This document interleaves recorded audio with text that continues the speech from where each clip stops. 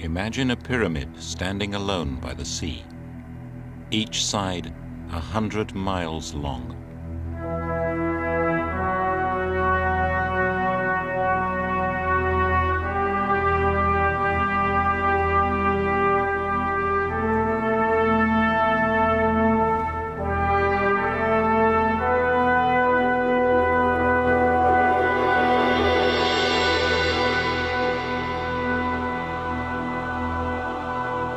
It's a mountain, nearly 4 miles high. In its folds, imagine every different climate on Earth.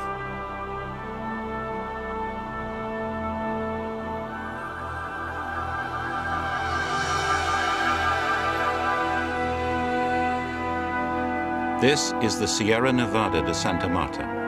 The people hidden here call the Sierra the heart of the world, and themselves the elder brothers.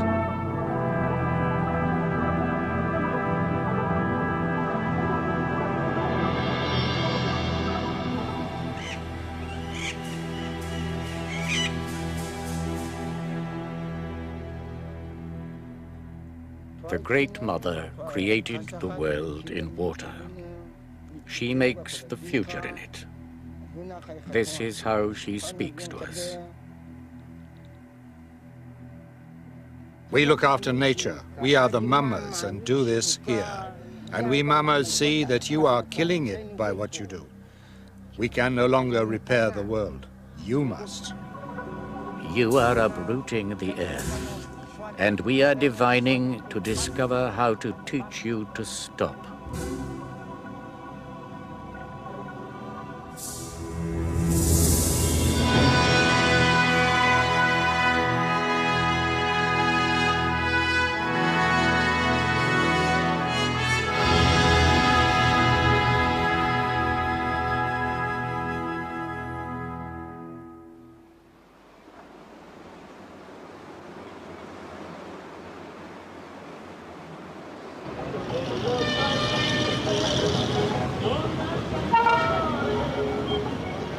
Santa Marta, on the Caribbean coast of Colombia, sits at the mountain's foot.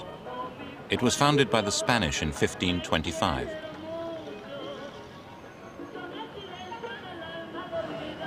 It became a great center of smuggling and contraband.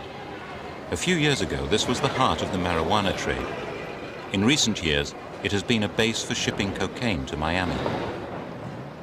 You can hire an assassin in Santa Marta for $100. Every sunrise reveals another murder. Like any city, Santa Marta's out to make money. Santa Marta would like to be Los Angeles or Miami. It belongs to our world.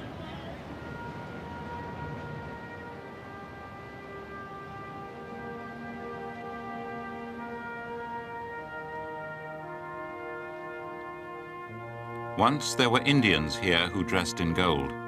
They had orchards, fields, and cities.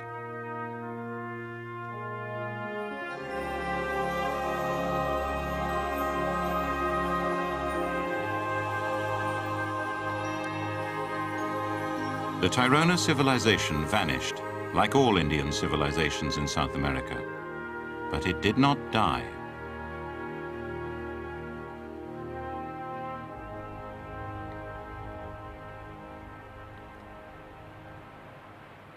"400 years ago, they withdrew for safety into the heart of the world.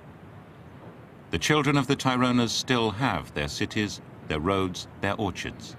And from the hidden folds of the mountain, they have watched our civilization in silence. But now, the descendants of the Taironas have summoned us. This film is their first message for centuries.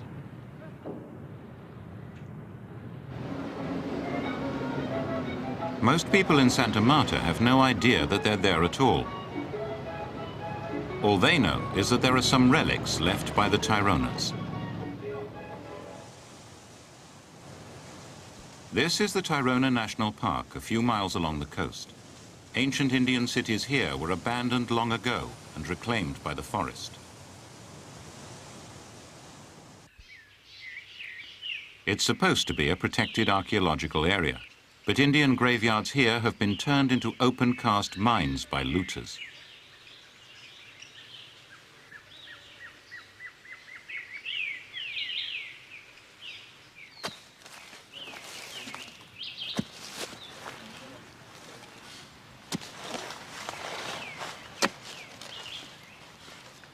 This man is a tomb robber, probing the ground for the feel and the sound of pottery. He's called a huaquero. Huaca is an Indian word for a religious object. Perhaps once a year, an experienced huaquero strikes gold. And if he's exceptionally lucky, he can make £10,000 for his year's effort, which is more than he can earn any other way, except through trading in drugs.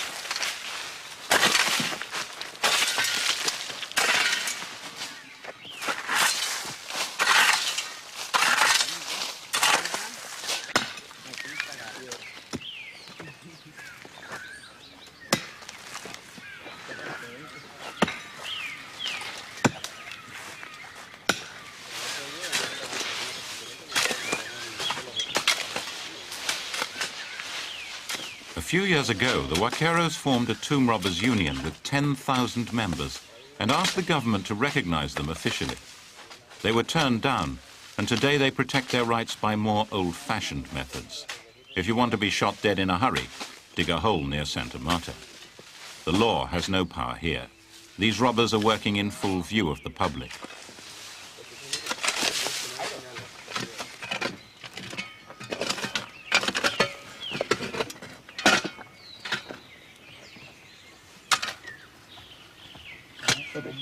Bueno, esta es una muestra de ollas que indican el camino y la cal donde va el entierro, donde está el muerto. Posiblemente con prenda o puede ser un indio pobre. El camino sigue aquí.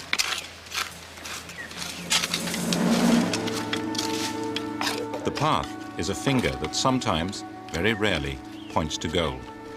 We shall see.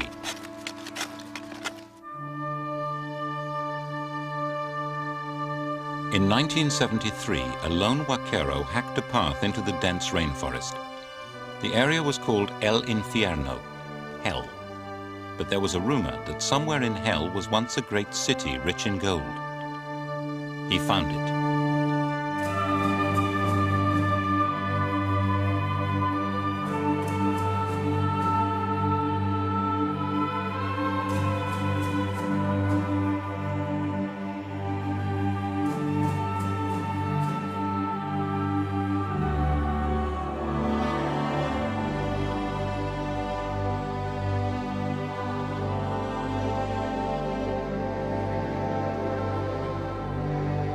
The huaquero had found a monumental ceremonial city. But what was it? How did it die? Today it's known simply as the Lost City.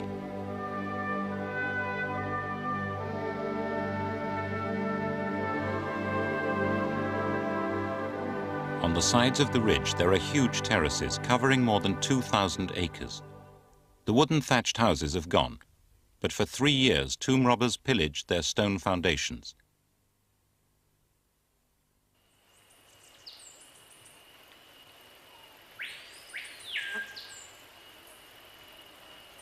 Unbelievably, it was only 15 miles from Santa Marta. But there were good reasons why it had disappeared. El nombre del infierno pues fue puesto por lo duro, lo fuerte para venir aquí, para dormir, para cocinar, para todo era muy duro, muy fuerte. Uno pues en ese tiempo era demasiado duro para aportar los alimentos, para cocinar. Había personas que pues se interesaban en venir aquí, llegaban aquí sin alimento. No había material de vegetal, o sea, leña para cocinar.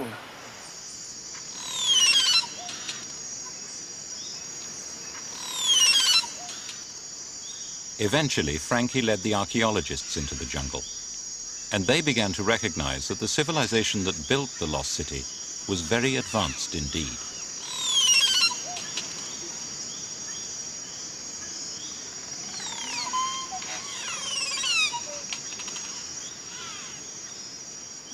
Archaeology actually is just a translation. It's a translation to Western mind of what Indian mind wanted to express. Now, if the question is what the Indian mind wanted to express, building this city, I will say that they wanted to show that it is possible to have good density of population in a very beautiful environment like this one without destroying it.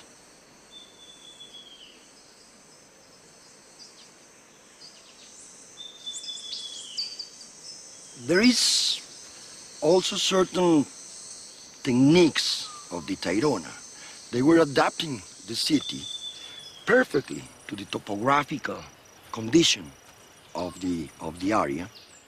They were building these walls in a way that they were not eroded as a result of the running water from the constant and very frequent rains of the area. If the city did not blend with the powerful forces of nature that shaped this jungle, it would have been broken apart by roots and washed away by rain. But it was abandoned 400 years ago, and it's still there.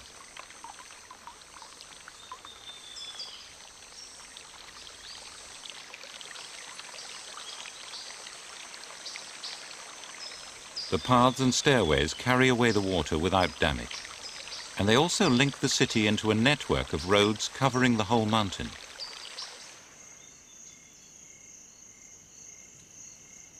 The city was too large to support itself. It depended on supplies from other areas of the mountain. The Tairona treated the whole Sierra as a single system.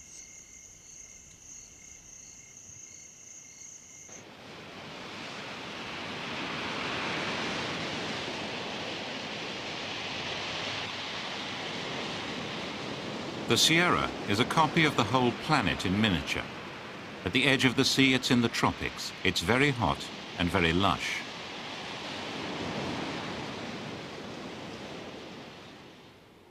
"25 miles from the beaches, there are snow peaks. Here, the climate is Arctic, the temperature never rising to zero. Every range of temperature and every range of rainfall. Parts of the Sierra are desert.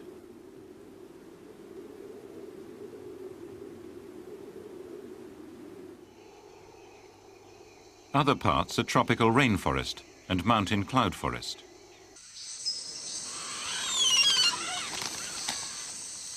Almost every animal and every plant from anywhere in the world can find a home somewhere in the Sierra. Only the birds can leave. Everything else is trapped in the pocket environment that suits it.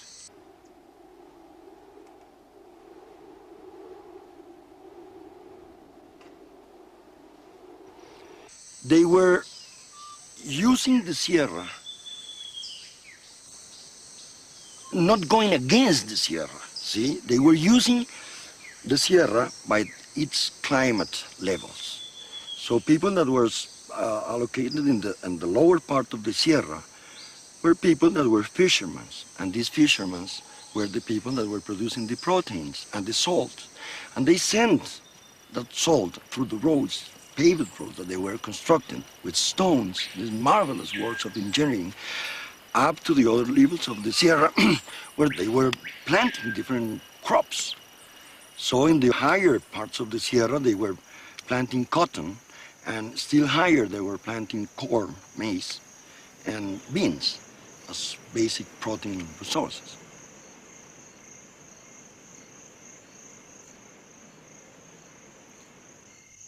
The whole Sierra was farmed and structured. Almost every slope has been terraced for planting.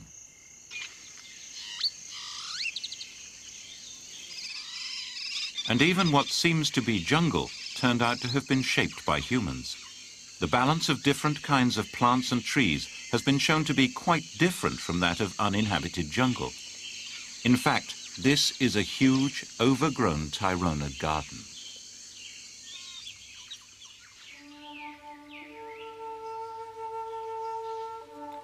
By the roadside, at the entrance to the lost city, there's a carved stone. It seems to be a map of the complete system covering the whole mountain massif. But although there are many ancient roadways, they do not fit the map. The map stone is clearly important, but what is being mapped?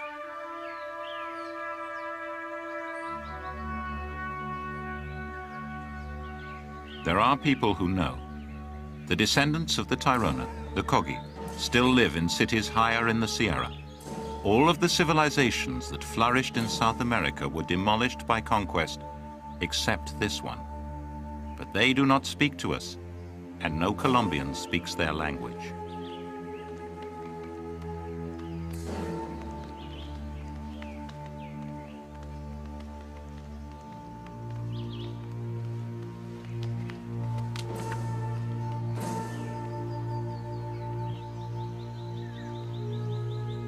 The Kogi do not like strangers walking their roads. They call us, the younger brothers, children who do not understand how to take care of the world.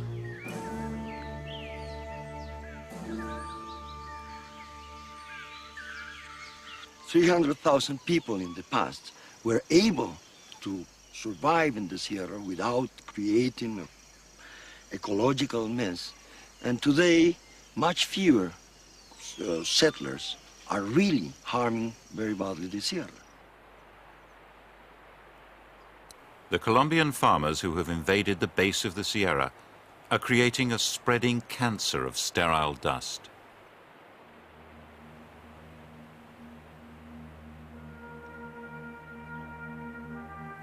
But neither the original conquerors nor modern farmers have ever colonized the higher parts of the Sierra. Missionaries and officials who've tried to take control up here had a long, difficult journey, and when they arrived, they met a passive human wall of resistance. It worked. Even today, this jungle represents a barrier that separates the world of the Kogi from our world.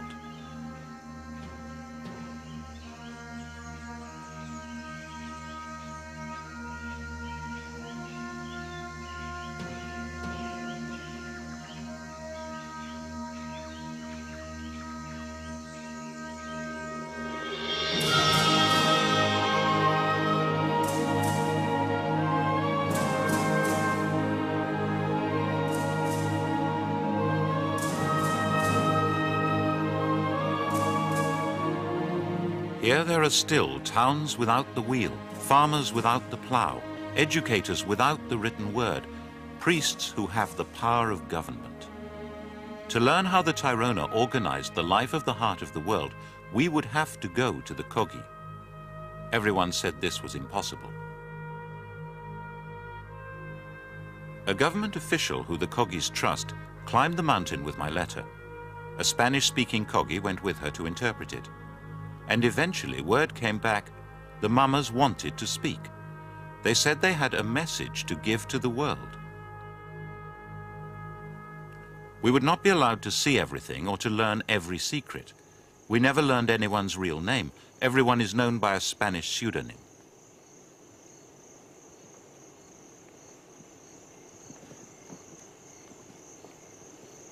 I was told that I should bring whoever I needed and whatever I needed. That's me, Alan Herrera, with the mule. The Kogi, naturally enough, called me the BBC. Whatever I was there as a messenger for the younger brother.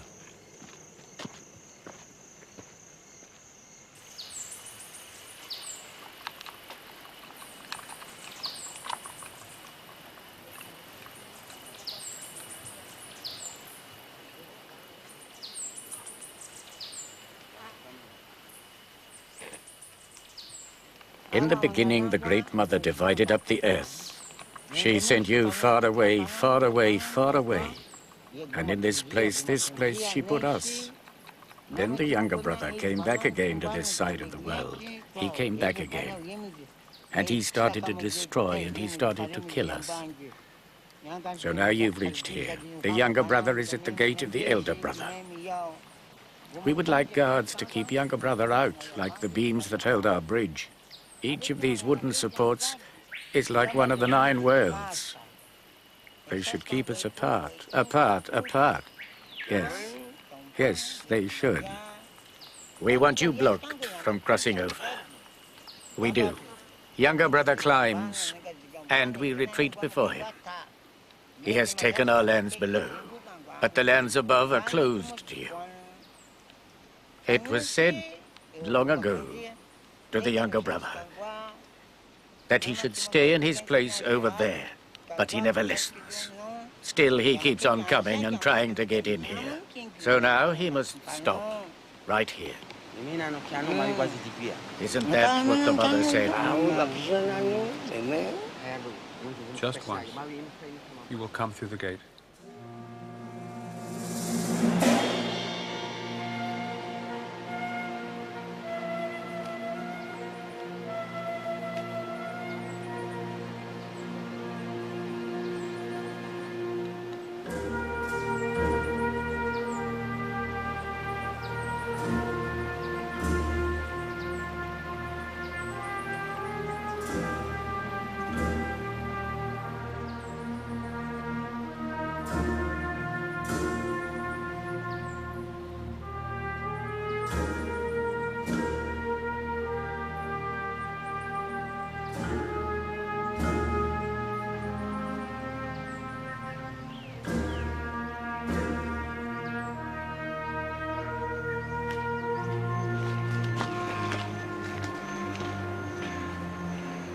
This is my third successive January in the Sierra, but it's the first time I've ever been allowed up this far. Up to now, I've been kept in frontier regions, and all our filming so far has been in a frontier region. But up here, now we've crossed that bridge, we are in Kogi territory and about to enter a city, a large town at any rate, which has been occupied continuously since before the conquest, which is built on Tairona foundations, which is a functioning Tairona city. We are now entering the last functioning civilization of pre-Columban America.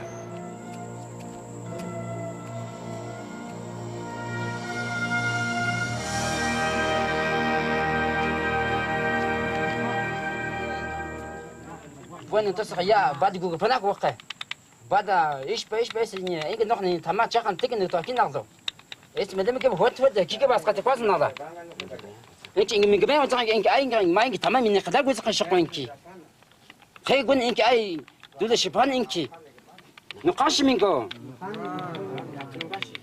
bueno, entonces ya asqati وقه. هيدا مديك من دعوتي مديك شو تقول وتشان ما إنك جانك مقبليك يجي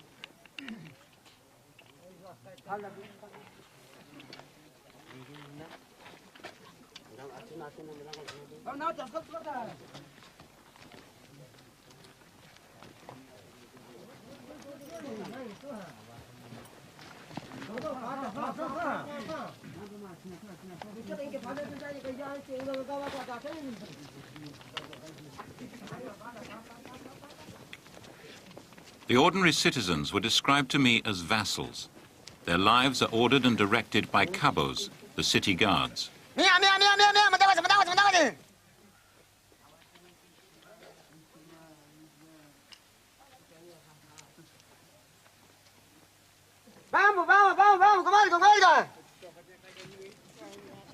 They control what comes in from the outside.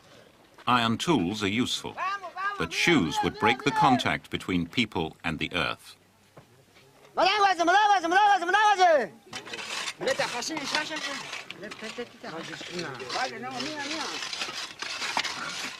Cabos are drawn from the vassals. They're appointed by the priests, the mamas. They take their orders from a commissioner, also appointed by the mamas. All, mamas, commissioners, and cabos, are confirmed by divination.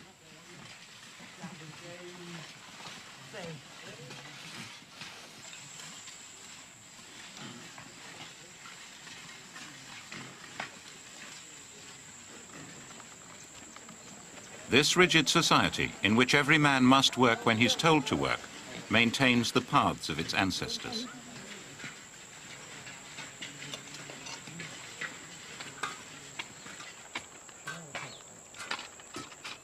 Mama means the sun. The mamas are the enlightened ones. They watch over the community and maintain its purity.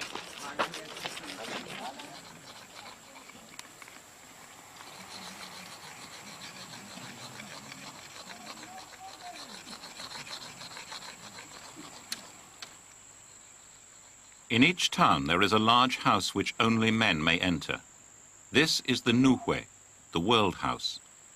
The thatched roof and palm leaf walls are replaced every few years, but a Nuhwe has stood here for more than 1,000 years.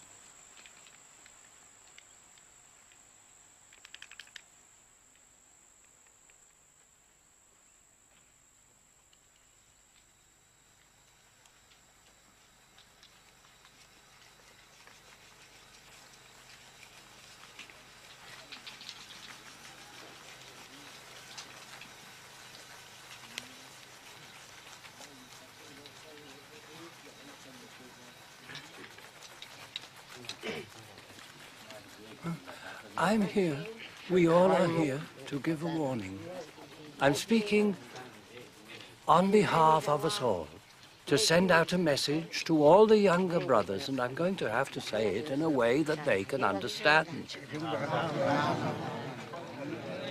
Not just a message for the men who've come, and whatever place, wherever it is they've come from. Not just for the men who've come. I want the whole world to listen to the warning that we speak to you.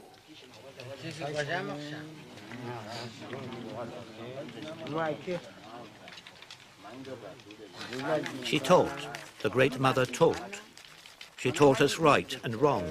And still we have not given up living in the way and knowing right from wrong as she taught us. We remember her teaching and live by it. The Great Mother taught and taught. The Great Mother gave us what we needed to live, and her teaching has not been forgotten right up to this day. We all still live by it. But now they are taking out the mother's heart. They are digging up the ground and cutting out her liver and her guts. The mother is being cut to pieces and stripped of everything. From their first landing they have been doing this. The Great Mother too has a mouth, eyes and ears. They are cutting out her eyes and ears. If we lost an eye, we will be sad. So the mother too is sad, and she'll end, and the world ends, if you do not stop digging and digging. Younger brother, we know that water down below has started drying up. Don't think that we are responsible. It's you. We are doing our work properly, and neither you nor us know when the world will end, isn't it so? So from today, stop digging into the earth and stealing the gold. If you go on, the world will end. You are bringing the world to an end. Now I'm sending this message, and I ask, can they think, listening to this, that it must be us, the older brothers, who have destroyed everything? I know they won't think that. I want to give some advice to tell the real truth to the younger brother. If they go on like this and they don't change their ways at once, they'll see what will happen. They'll see what will happen. I don't know when the world will end, but their looting will destroy it. They've taken so much. They've taken the guardians of the sun and stars. The world will go black. Yes, what would they think if all we mamas died? Would they think? So what? What would they think? If that happened and all we mamas died and there was no one doing our work, well, the rain wouldn't fall from the sky. It would get hotter and hotter from the sky, and the trees wouldn't grow and the crops wouldn't grow. Or am I wrong and they would grow anyway?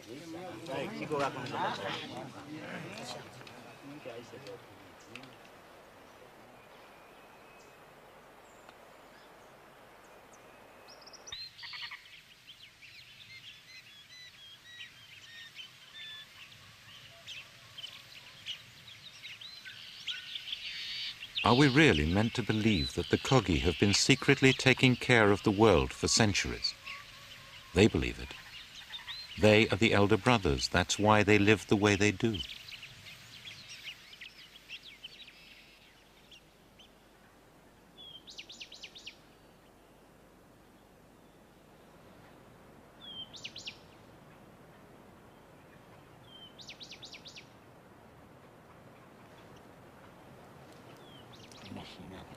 This boy of 18 is being initiated as a man. Dried leaves of the coca bush, tended and picked only by women, eaten only by adult men, will numb his mouth.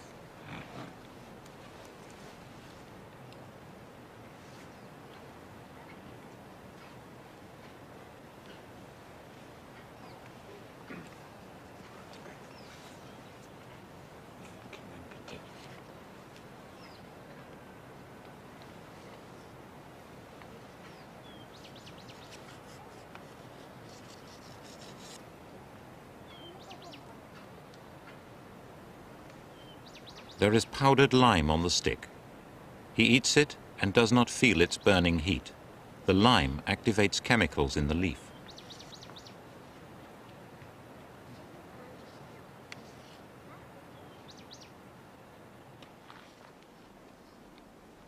They believe that natural coca civilizes men.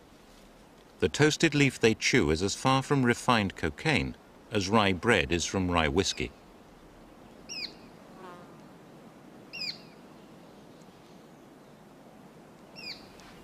It has been a food for thousands of years for Native Americans, giving them important vitamins and enabling them to endure long periods without food and sleep. Adult Kogis reckon their normal life expectancy as 90.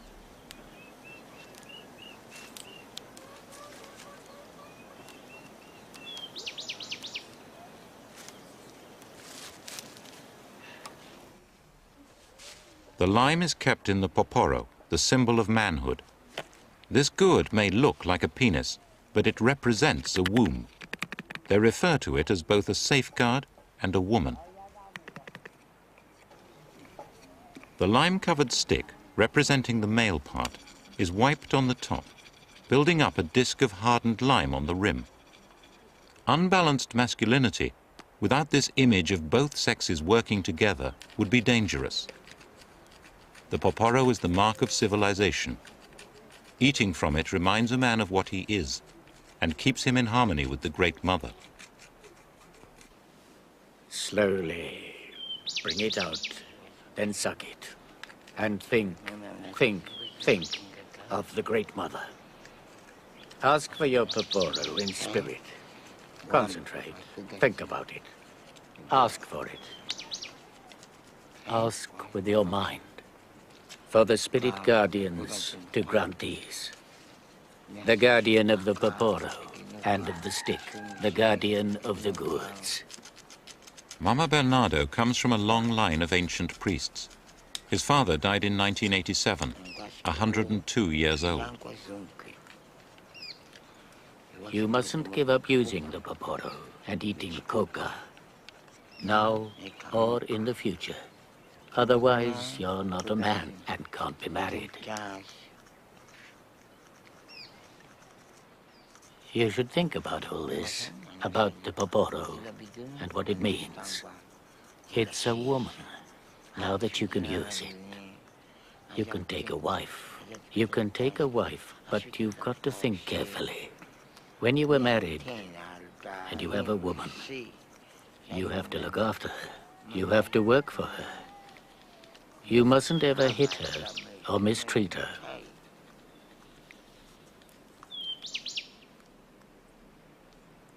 At night, before you sleep, chew the leaf. Chew 4 times at least to help you think clearly. And think what you're going to do the next day. What things need to be done and how you're going to do them. Think it through.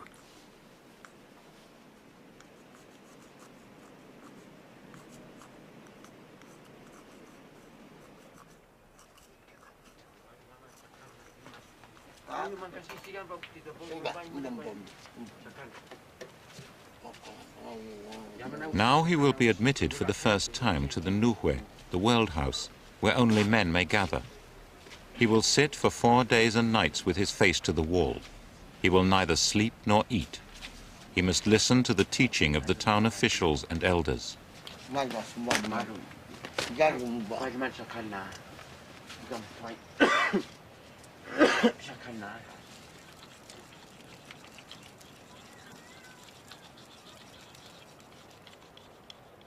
Now, you're going to have to pay attention and think carefully about everything the mamas say.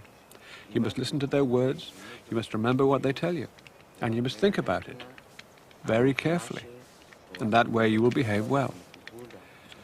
You can't just cut banana trees, you can't cut them, because banana trees are like your father, like your mother. You have to respect them as much as any person. You must be respectful. You shouldn't cut down mango trees, or avocado trees, or guayaba trees. Any growing tree is like a human being, and they hurt too, just like you were cutting off your own leg. Nor should you disturb stones.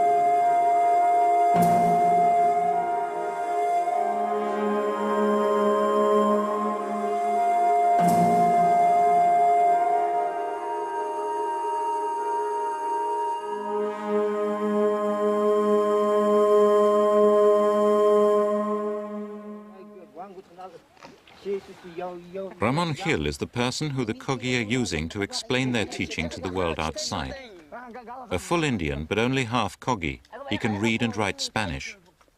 The mamas taught Ramon for 14 months and then sent him to communicate with us. Humans need water. They have to have water to live. The earth is the same. It was made perfect by Saranqua, but now it is weak and diseased. The animals die, the trees dry up, people become ill. Many new illnesses will appear. There will be no cure or medicine for them. And the reason is that younger brother is violating fundamental principles continually and totally, drilling, mining, extracting petrol, minerals, stripping away the world. This is destroying all order and damaging the world. BBC, tell the younger brother, open your eyes. Hear the mama's law and story, learn how things really are.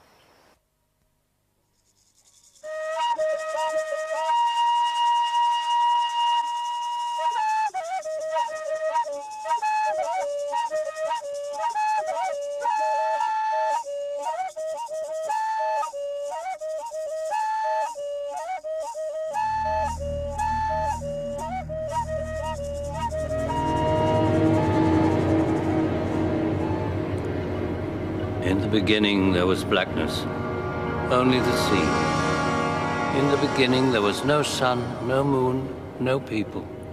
In the beginning there were no animals, no plants, only the sea. The sea was the mother. The mother was not people. She was not anything, nothing at all.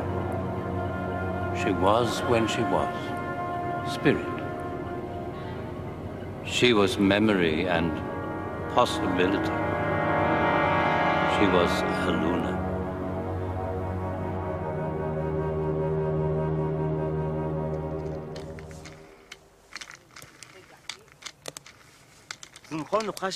We must explain these things. We shouldn't threaten or insult, but it's good that we speak.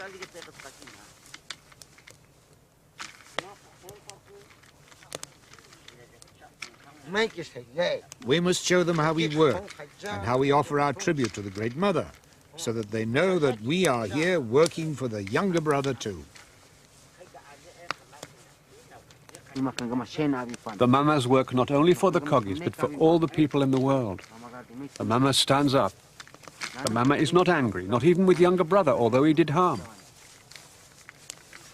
The mama must look after younger brother and elder brother, and the animals, and the plants, and all that is natural. Because the mama has a duty to care for the future of all kinds of creatures, and all kinds of people.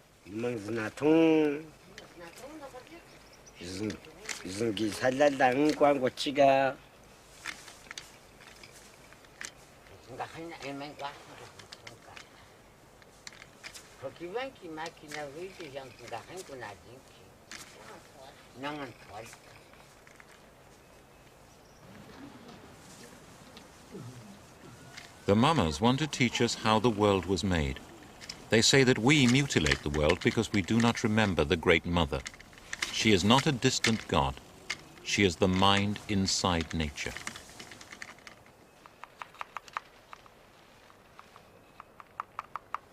Where does the idea of Earth come from? Where do we get the idea of water? Why do we have a word for it? These things were conceived in the beginning, before the dawning. These were ideas, water and earth. We can only have ideas of things that have already been conceived in a Luna. Before the dawning, before there was anything, we were conceived in the water of a Luna. So were the trees, the mountains, everything.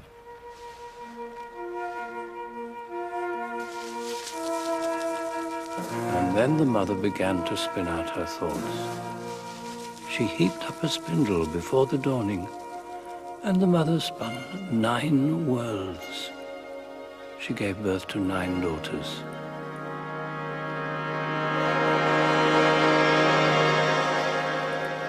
Each world had its own color, and she gave birth to sons, the lords of creation.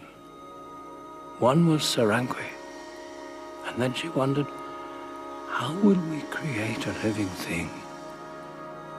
It was hard to understand how to make a human. The mother and her children had to think very hard. How does an eye work? How does a foot work? And when it was done, the ninth world was peopled. But this was before the dawning. There was still no people, no plants, no animals, no sun. Only the mother, only Aluna.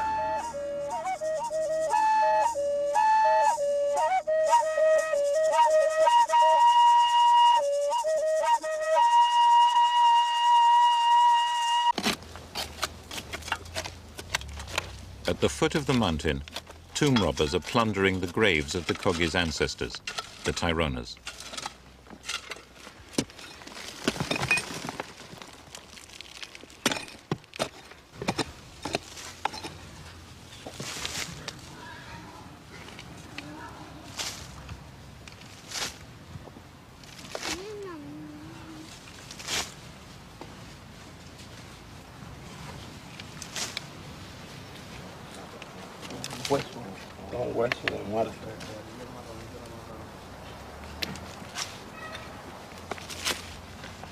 The jar is a womb of clay for the dead.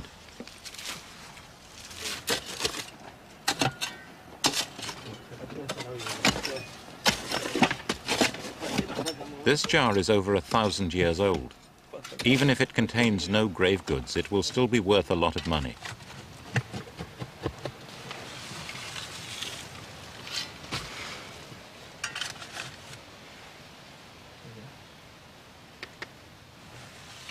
¿Caracol?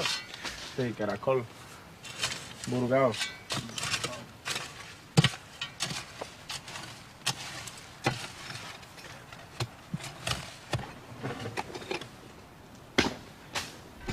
Yeah.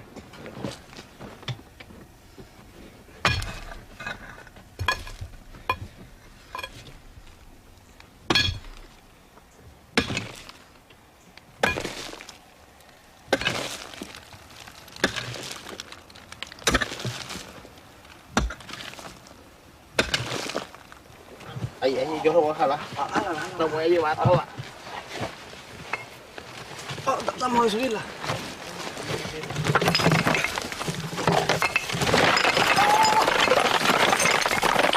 Ahora sí, mata. ¿Te das cuenta?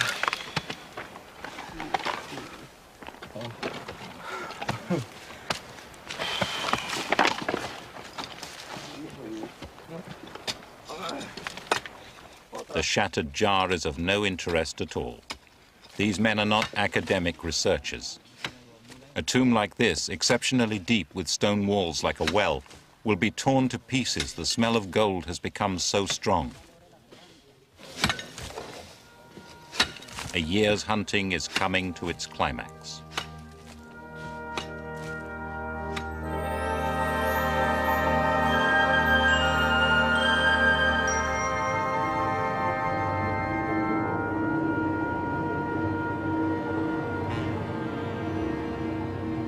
The mother bled.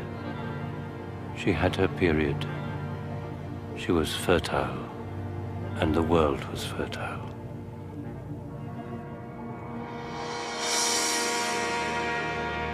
Her blood is gold. It remains in the earth. It is fertility. Gold and water, blood and water, are necessary for the life of all things.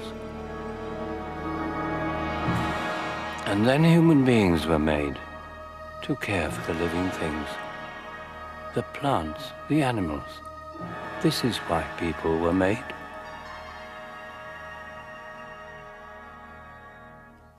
Oh, are you going to film me weaving again? Yes, they've come to learn,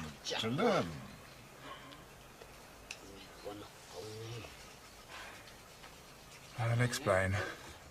So say 9 threads. 9 threads. Makes a block. To make a cloth takes us almost a month.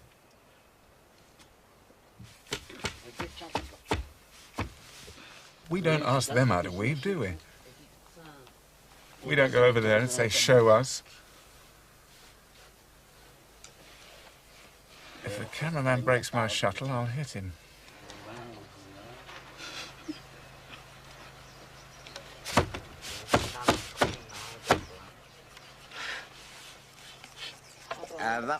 The diplomatic gentleman in the hammock, persuading a reluctant weaver to cooperate in filming, is Mama Juan Jacinto, a hereditary lord of the Kogi. The mamas are convinced that they have to make this film, but the vassals have been brought up to be suspicious of outsiders. When you start to weave, you should concentrate on what you're doing and not let yourself be distracted by other things. So settle down, think hard. Think about the cloth, because you are making the clothes that we wear. The cloth you make is an offering, and it says a great deal about what kind of man you are. Clothes speak to the fathers of the world, so you have to weave them well and carefully, thinking only of what they mean. The cross of the loom shows the beams linking the corners of the world. It is the cross which sustains the earth. The mother gave us a copy of this in the loom so that we would remember it. The Great Mother told us what to put in the paparo. To put in here, we must go all the way to the sea and fetch shells for this gourd.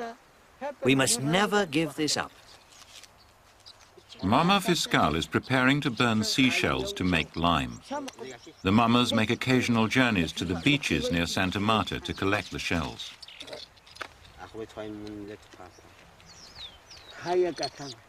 The uprights are called cabos, guards.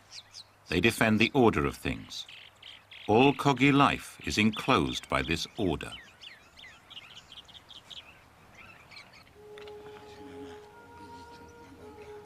The floor of the Nuhue, the men's house, is the ninth world, the material world.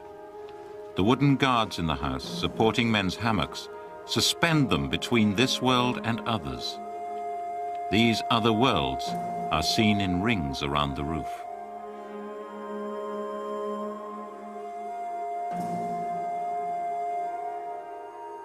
At the center, everything descends from the cross beams on which the universe was built. This order is built into the fire. 9 shells for the 9 worlds, the 9 children of the Great Mother.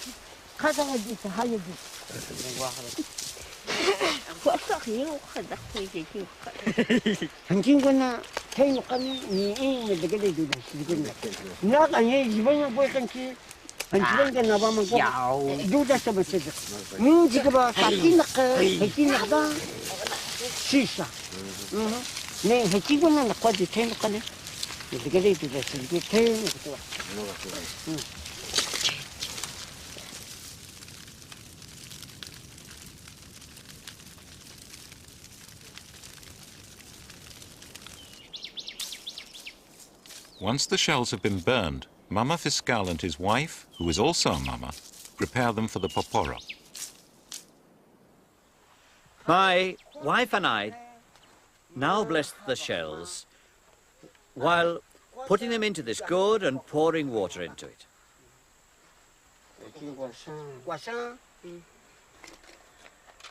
When you're doing this work, preparing the shells, you shouldn't be using the paparo and you should not be thinking about anything else at all. The Great Mother told us that we should never quarrel with women and we must always treat them well. Because women, the mother, taught us this. Now, put it in the pot, and when it's gone in, you can add the water to it. There.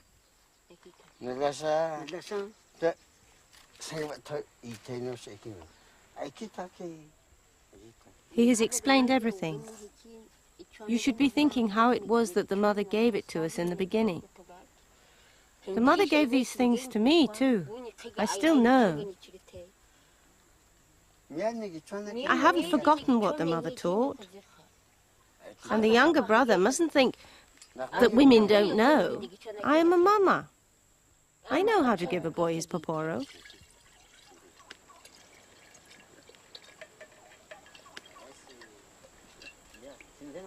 The water reacts with the calcified shell.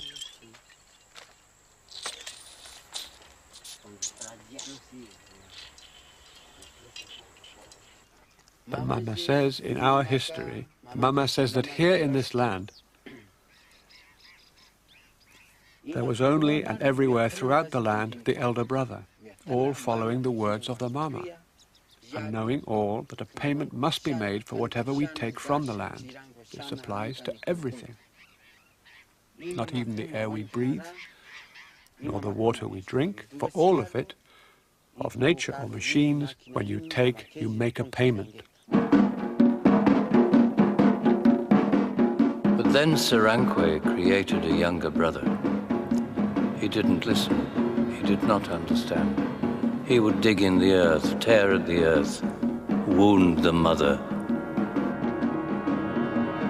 And Sarankwe said, "We will send him away. We will make a division. The sea. The elder brother here in the heart of the world. The younger brother there, across the sea, where he will not harm the heart of the world." And he was given knowledge of machines and sent away.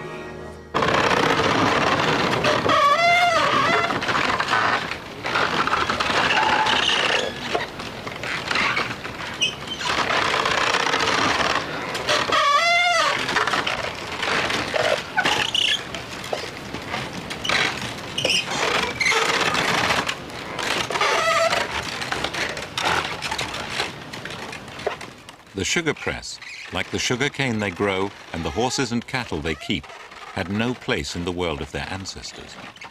All these things came when the younger brother crossed the ocean to return, as the Kogi believed, to this original Eden.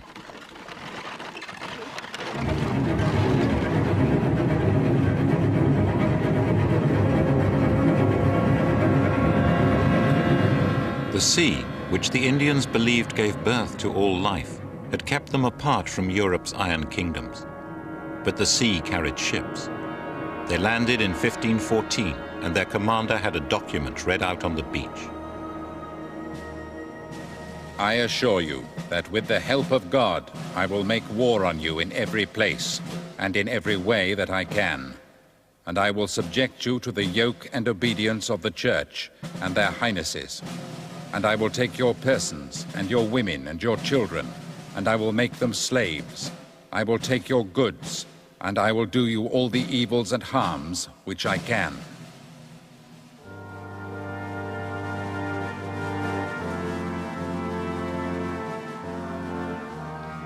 They found a well-paved road leading to a city. Today, the ruins of this coastal city are called Pueblito. Mama Valencia is the mama who remembers history. People used to live in peace all over this land. We, the elder brother, had no problems with the younger brother at all. Always in peace, in peace, in peace. That's how it was. And then he arrived. Younger brother arrived, and he started to kill us and to destroy. They set dogs on us, and we were terrified, and the people panicked and didn't know what to do and just ran wherever they could. That's how it was.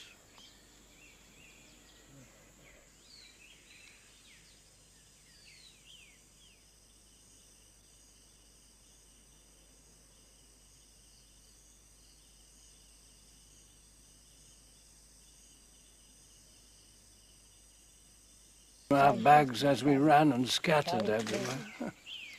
Falling, scattered. Our finest things. And when we stopped and we looked, hey, everything was gone. Nothing left.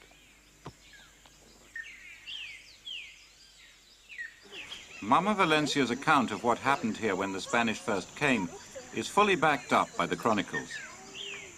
In fact, The 5,000 or so people that lived here continued to live here after the Spanish arrived, and it wasn't until the end of the 16th century that relations finally broke down to such a point that the city was wiped out.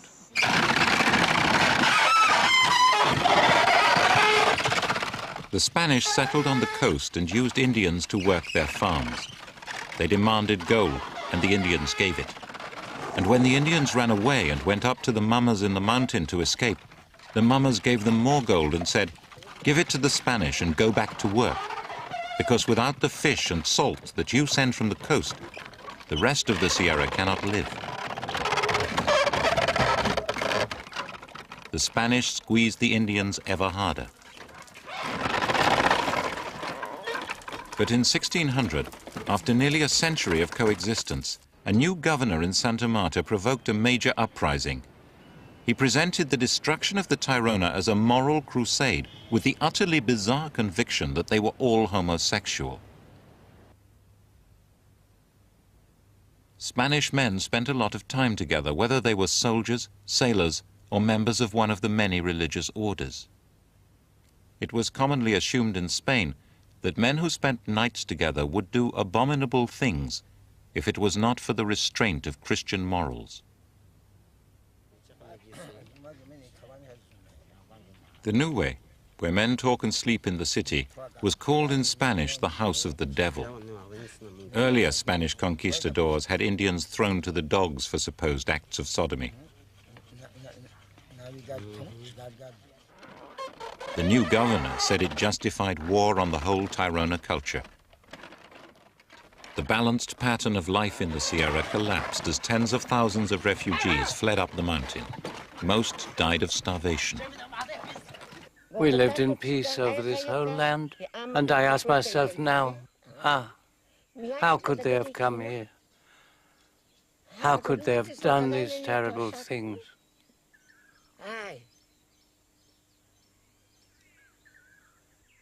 They made us run away and hide. We ran into the mountains. We were so terrified of their dogs and their guns. And they chased us and chased us and chased us and stole our land. And when I think that they came here only to kill us, to destroy.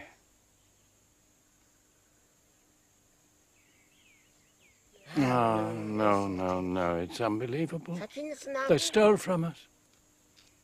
They took our land so that they could live here. Wasn't that how it was?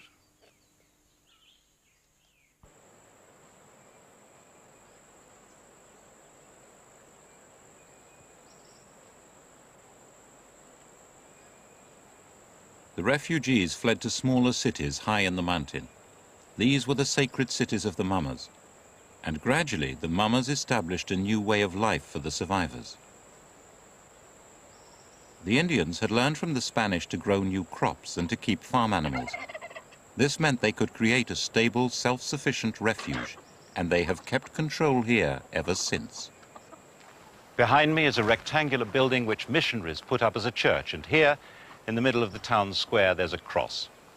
It's not a museum. It has been changed by the outside world, but what's remarkable about the Kogi is that they've decided what to accept and what to reject. They allowed the missionaries to come, but there's never been a single Christian convert. They accept iron tools, machetes, spades, but they refuse to wear our kind of clothing, and they refuse to accept writing. They refuse to accept anything which would damage the organization and the spiritual and intellectual ideas that control their world. The Kogi are farmers like their ancestors. Husband, wife, and children maintain a number of farms in different zones on the mountain, growing a variety of crops. Most of the time, the towns are deserted. Everyone is on their farms. The mummers do not permit fields of a single crop. Farms must be carefully balanced plots. The family are clearing the undergrowth for new planting under the trees.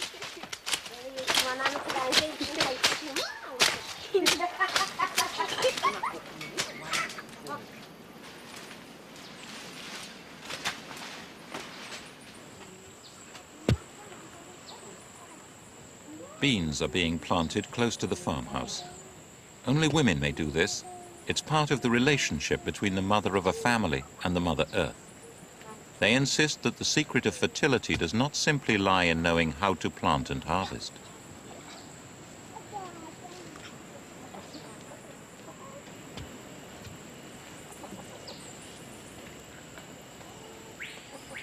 Everything we plant must be blessed. They must be helped to grow. Beans, corn, they all have guardians. Fruit trees too.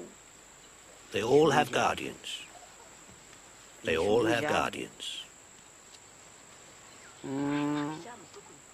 We must ask the guardians permission. If we didn't do that, then if crops aren't blessed, how can they grow properly? They dry up and rot without it. That's how it is. A family farm always has two houses, one for the man and a separate one where the women and children live. Babies are conceived in the fields, never in a house.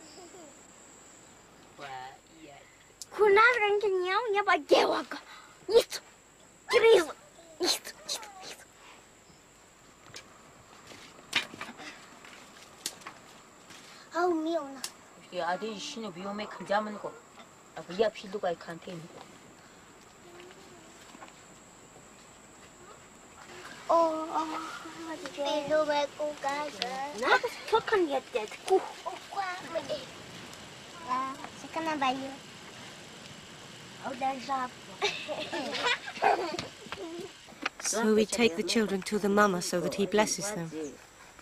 And then he'll look after them and take care of their health and spirit. And when the children get sick, you have to take them to be healed. You bring them to the mamas so that they concentrate and cure the children, make them better. That way all the children get to know the mamas.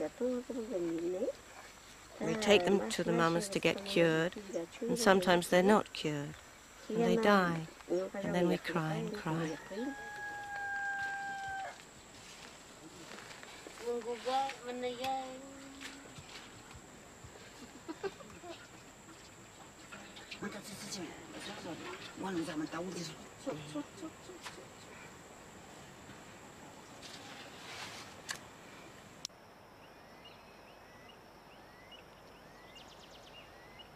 The mamas tune themselves to Aluna, the inner reality of the world. And they have a very different kind of upbringing, from infancy. They're selected by divination and taken away. Mama Bernardo started his education late.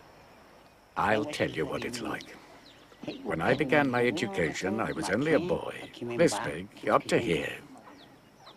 I was just a child. They brought me up and they trained me to be a mama. 9 years. That's how long it took, my training. 9 years. And at the end of that, it was done. I was ready. But really, to tell you the truth, to pass on the teaching really properly and do it really well, to do it in the right way, you take a baby, best a baby from the moment that it's born. Then you take it away and you keep it in a new way. To make a mama like they used to, then you have to take the child as soon as it's born, and from then on you keep it shut away.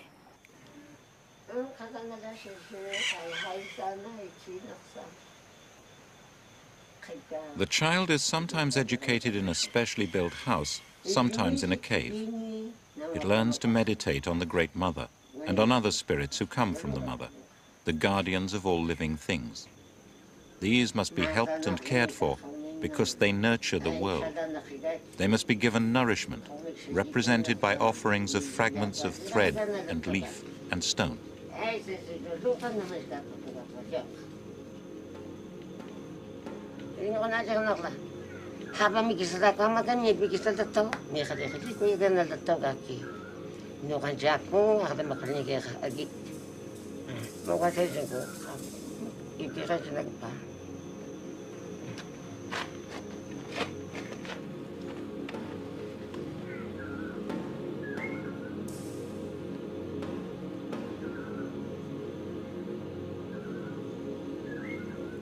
You have to take this little baby and you wash it in a stone grinding trough, swirling the water, making it pure to wash the baby. And when it's washed, then you have to shut it away where it's in the dark, completely in the dark. Dark, that means you shouldn't even light a fire, no light. It should see nothing in the dark, all alone. And in a house nearby, there lives its mother, and she feeds it, she gives it milk, but at night, she can't come in the light, and then she feeds it with milk from her breast. Then she goes away again. The mother mustn't eat any food with the blood of an animal, and that means she mustn't eat any chicken or anything that comes from pigs, no beef. Her food must all be white. White beans, white potatoes, white snails, right? It must all be white, white, white. Enina, Enina, pagamento, plata, la princesa casar. Ama ganyi kotong, haba mikisaji ganyi kotong, ni haba ki ganyi kisaji to. Yun nang kamangko nugi kimangko tatako ni, ama ganja. Wala nek, buchigake, buchino kako ni kuno kako. Kaji kawa, haba ko na muksanga lagaza kiawat, skawat. Tangwani nuka. In a sense, the student mama has been kept in a second womb. To 9 months have been added 9 years. Old wise men came into the dark speaking of mountains and birds and animals which could only be imagined. What must it be like to emerge into the light?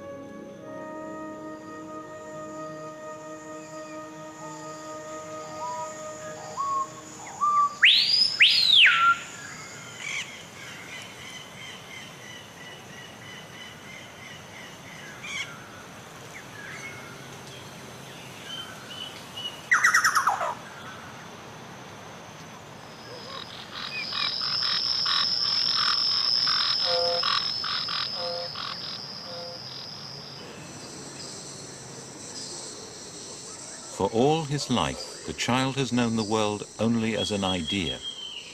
His physical senses have been kept alive, but only just. Just enough light to avoid blindness, just enough food to avoid starvation. But no meat, no salt, only lukewarm water to drink. And now, in place of the world he has imagined, he sees the world created by the Great Mother. He could not have imagined the grandeur or the detail.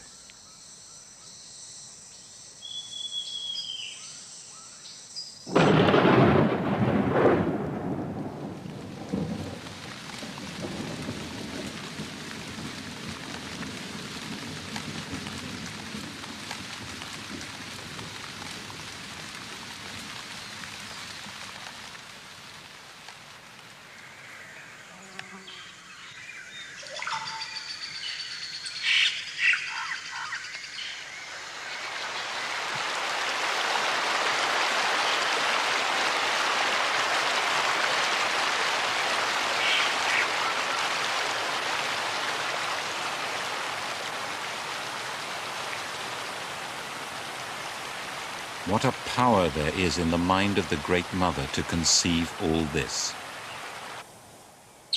And this power has been shaped in so many ways, so many forces. A vibrant, powerful dance has been shaped, the dance of life.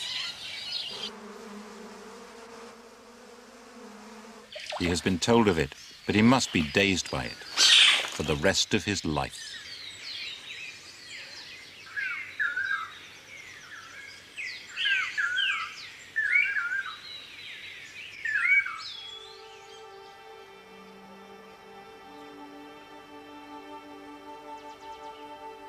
The mama has to work in a world visible only to the mind's eye, the world of Aluna.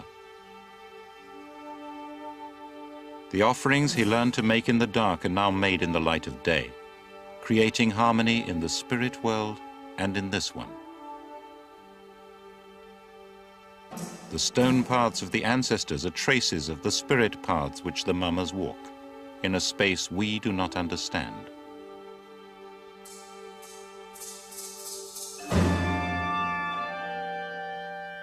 These are the paths on the mapstone. They do not match the material pathways. They're lines of thought, not lines on the ground. But there were points where the two worlds used to meet.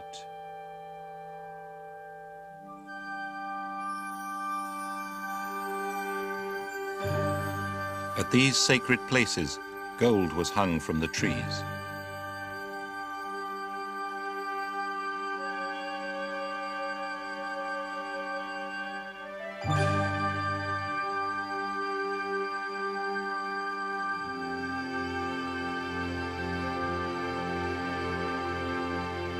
Immortal gold carried the mystery of life from Aluna into matter.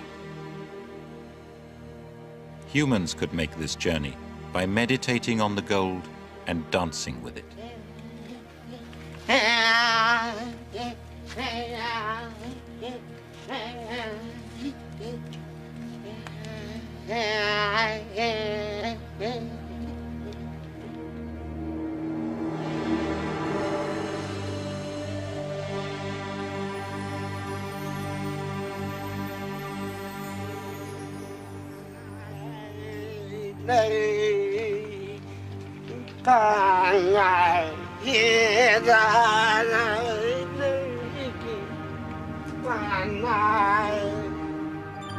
And body ornaments of gold helped humans play their part in the dance of life. Today, these objects sit in museum displays, without meaning and without function. We know nothing about them.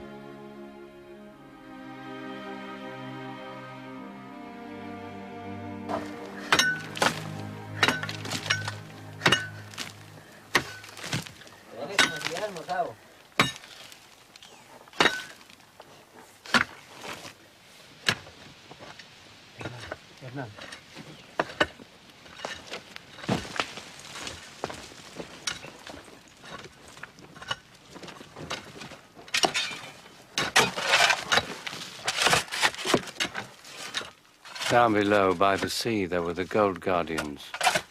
The guardians of yucca and of the trees. All the trees and all the birds were there in the ground. They cut the earth, dug them out.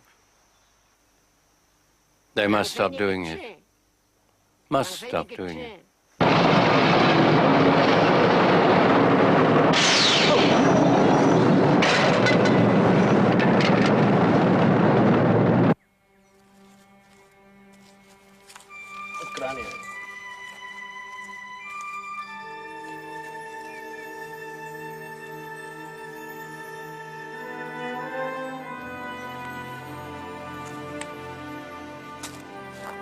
We once had golden bowls for divination, gold images, gold oracles, all these things. We prophesied with gold. We had many things. Younger brother took it all. So now we sorrow, we're weak, and see the earth is decaying, it is losing its strength because of your greed. You take gold and all the minerals out of the earth.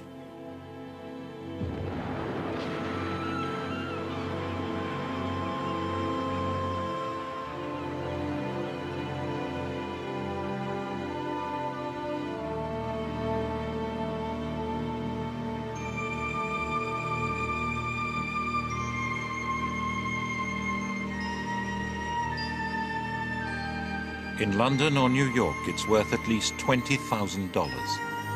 It's an investment. The fingers that dig are Colombian, but they are powered by the market forces that drive us all.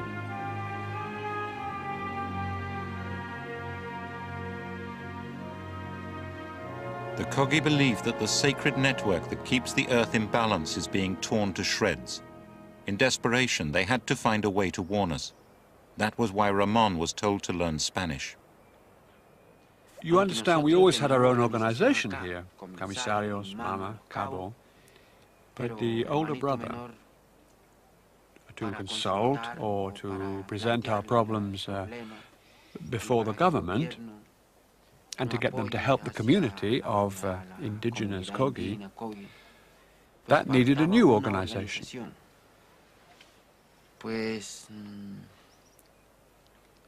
So we set up the organization Gonavindua Tarona, so that we could be heard by the younger brother, and so that he would respect us, because before, in the conquest, he did not respect us. One of their messages was that they should be given back control of their ancient sites, and that archaeologists too should stop digging up the lost city. Ramon came down from the mountain and gave the Mama's message to the Colombian government, and they obeyed. Today, the Kogi are moving back into the cities of their ancestors. They consider this as the center of the world, and it is what we might call a whole integrated organism, from which is to call it, and each site is part of this organism. And it's the interrelation of these sites that keeps the world in harmony. And it is the duty of the Mamas to see that the world remains in harmony. This is the way they consider that they are responsible for the harmony of the world. Now, if you take out one of these sites, or if you excavate, and you take out what is buried in these sites, you're taking out the fundamental energy. And by taking out the fundamental energy, you're taking a part out of the whole, out of the system. And therefore the Kogis cannot be responsible, cannot handle the harmony of the world anymore. And that's why they consider fundamental that each part be integrated into the whole. Now what's interesting is that it's when the Kogis explained this to the government, the people that insisted most was the special office in the presidents, the special advisor of the presidents for the peace process in Colombia, those that are dealing with the guerrillas. It was the head of the peace process that said, look, if we are looking for peace in the country, and they're looking for harmony, we must listen to their way of finding harmony, and therefore the site must be returned to them.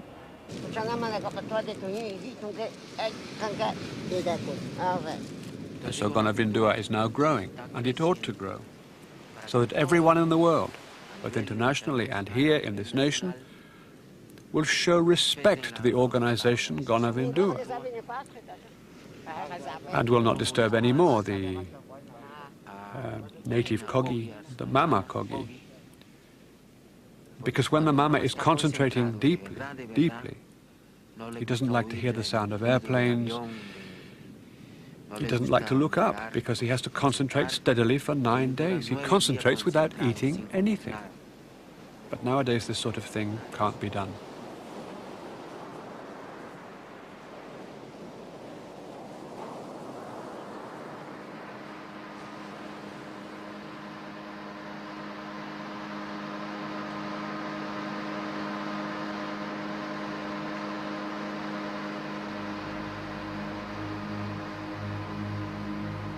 This was the site of a sacred freshwater lake.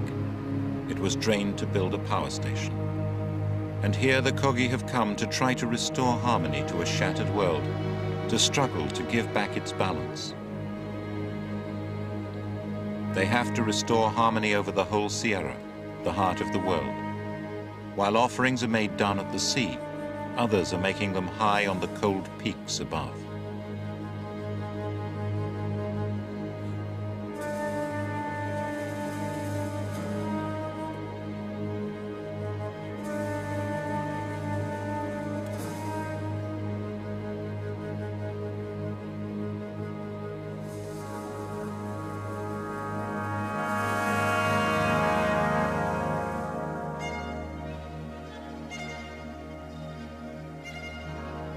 As they approach the ocean, they turn, recalling the spindle from which the original thread was spun, and to which they still cling.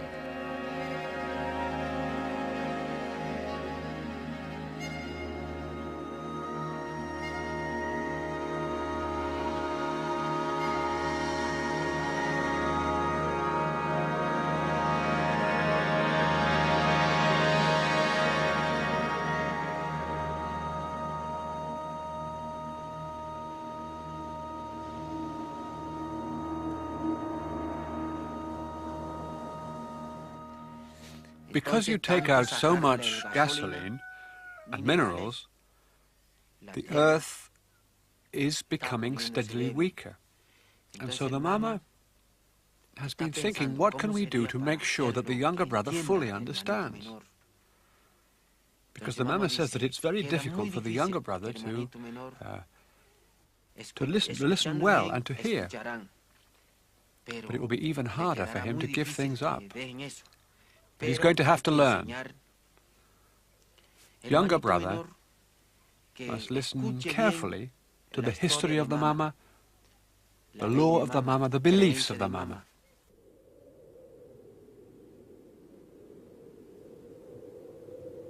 Why are the Kogi so sure that the earth is in danger? The answer is high on the mountain peaks. This is the most sacred land of all. The mamas did not forbid me to go, but they did avert their eyes. But I had to come, because here is the source of their terror.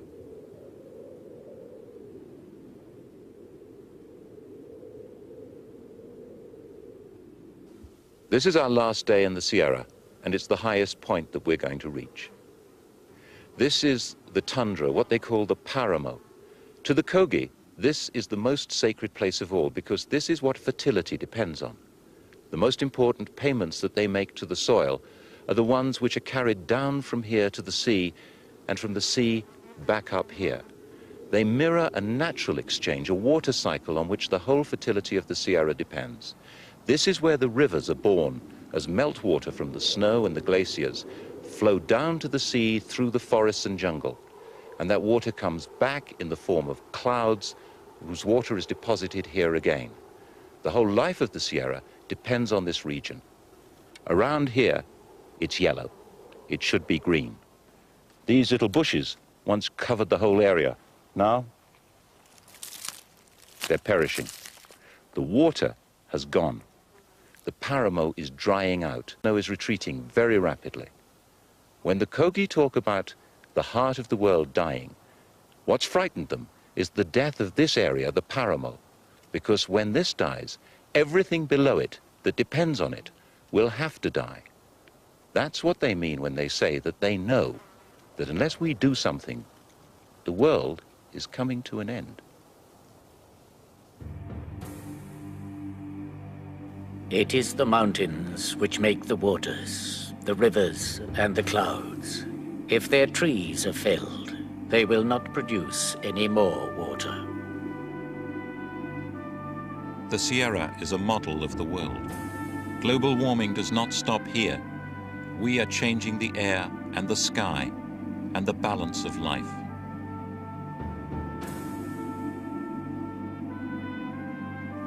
They have taken the clouds from the paramo. They have sold the clouds. We know what is happening, and we're all in agreement. The world does not have to end. If we act well, the world can go on.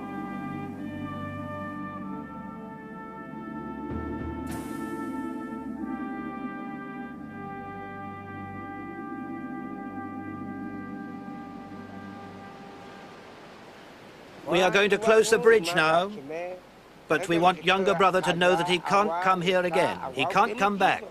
We are putting a barrier here so that he respects us, understands. We don't want him coming up here and interfering with us. He has destroyed so much. Does he see? No. Understand? No. Start to understand, or what will happen? Right, that's it.